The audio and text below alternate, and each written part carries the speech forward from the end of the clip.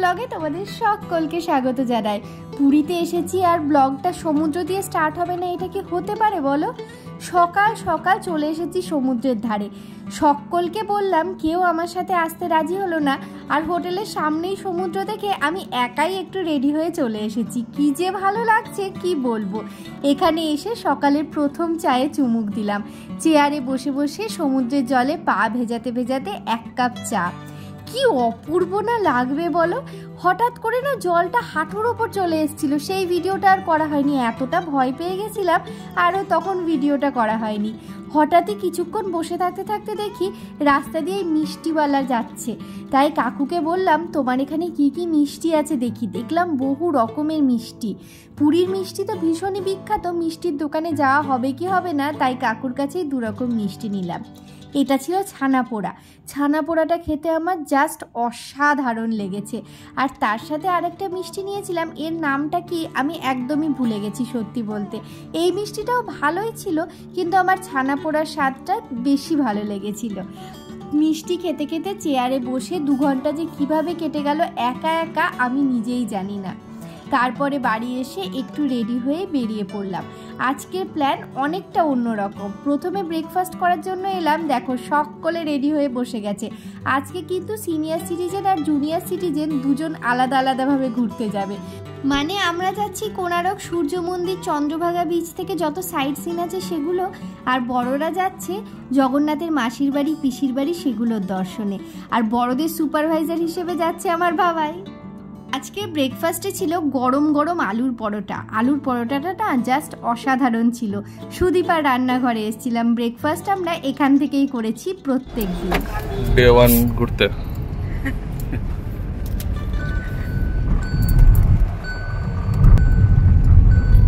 ওই হাই করো, সে high. High বলো বলো। বলি না দাদা।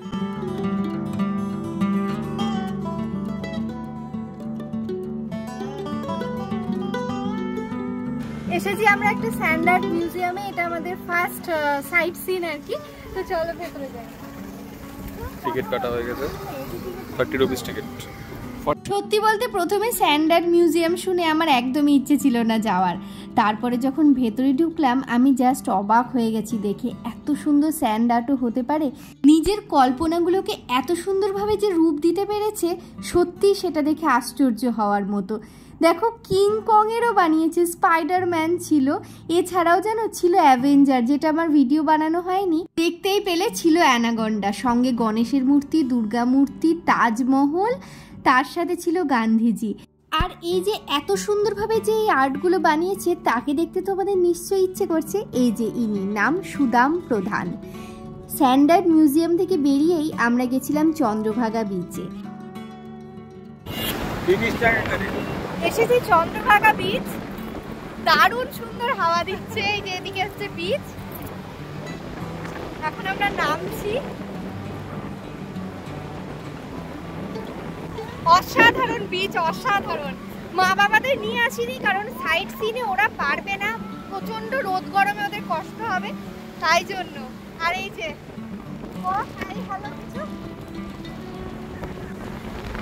চলো আমরা এখন বিচ এনজয় করি। কি করছো? রেডি হচ্ছে বিচে নামার জন্য। দারুণ দারুণ একটা দারুণ ফিল আসছে।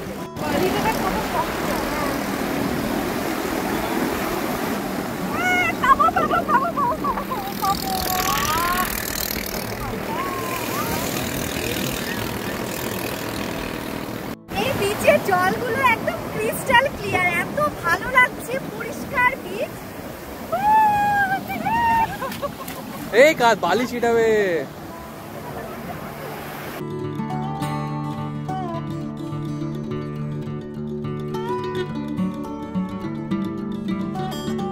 চন্দ্রভাগা বিচে বিশাল আনন্দ করে সকলে মিলে চলে এলাম কোণারক সূর্য মন্দিরের কাছাকাছি।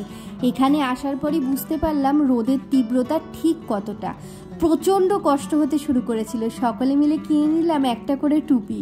তারপরে এগোলাম সূর্য মন্দিরের উদ্দেশ্যে। তো আমরা চলে এসেছি কোণার্ক সান টেম্পলে, এখন যাচ্ছি সামনে। তার আগে কিনে নিয়েছি টুপি। এন্ট্রি করার জন্য টিকিট কাটলাম আর তারপরেই চললাম সান টেম্পলের উদ্দেশ্যে। দেখে মনে হচ্ছে এই কাছে, কিন্তু হাঁটতে গেলে কিন্তু বেশ অনেকটা। কিন্তু হ্যাঁ, যত দূরই না হাঁটতে হোক তোমাকে, এই যে হাঁটার পর যে অপরূপ স্থাপত্য তুমি দেখতে পাবে আর এই যে চোখের একটা অদ্ভুত শান্তি পাবে, এটা কিন্তু বলে বোঝানোর নয়। কি যে অপূর্ব লাগছিল চারিটা দিক, কি বলবো। মন্দিরের প্রত্যেকটা কোণা, প্রত্যেকটা দেওয়াল, প্রত্যেকটা সিঁড়ি যেন চোখে দেখার মতো। কি যে অপূর্ব প্রত্যেকটা স্থাপত্য, প্রত্যেকটা পিলার কিভাবে তৈরি হয়েছে, তৈরি করতে কতদিন লেগেছে, এরকম হাজারো হাজারো প্রশ্ন মনের মধ্যে ঘুরছিল সারাটাক্ষণ। সত্যি বলতে তখন মনে হচ্ছিল ক্যামেরাটা সরিয়ে চোখের দৃষ্টি দিয়ে বারবার দেখি, আবার কবে আসবো তার তো সত্যি কোনো ঠিক নেই। এত অপূর্ব স্থাপত্য শৈলী যে কি করে এত আগে আগে মানুষ শিখতে পেরেছিল সে ভগবানই জানে। যাই হোক, কোনারক সান টেম্পল থেকে বেরিয়ে আমরা এসেছিলাম রয়্যাল মাউন্ট হোটেলে লাঞ্চ সারার জন্য। তোমাদের জানার জন্য বলে দিই, আমরা কিন্তু এরপরে আর সাইট সিন কন্টিনিউ করতে পারিনি। রোদে গরমে প্রচণ্ড কষ্ট পেয়েছিলাম আমরা। একটা ভালো জায়গায় লাঞ্চ করার খুব ইচ্ছে ছিল, তাই ড্রাইভার রেকমেন্ড করেছিল রয়্যাল মাউন্ট হোটেল। নিয়েছিলাম ডাল, ঝুরি আলু ভাজা, গরম গরম মাটন, আর তার সাথে ছিল পার্শে মাছের সর্ষে আর চিংড়ি মাছের মালাইকারি। কি যে অপূর্ব রান্না হয়েছিল তোমাদের বলে বোঝাতে পারবো না। Must recommended royal Mount hotel. অবশ্যই তোমরা যেও, কোনারক সান টেম্পলের একদমই কাছে। আজকে তাহলে রয়্যাল মাউন্ট হোটেলের রয়্যাল লাঞ্চ দিয়ে ভিডিওটা শেষ করি। কালকে তোমাদের সাথে দেখা হবে নেক্সট ভিডিওতে।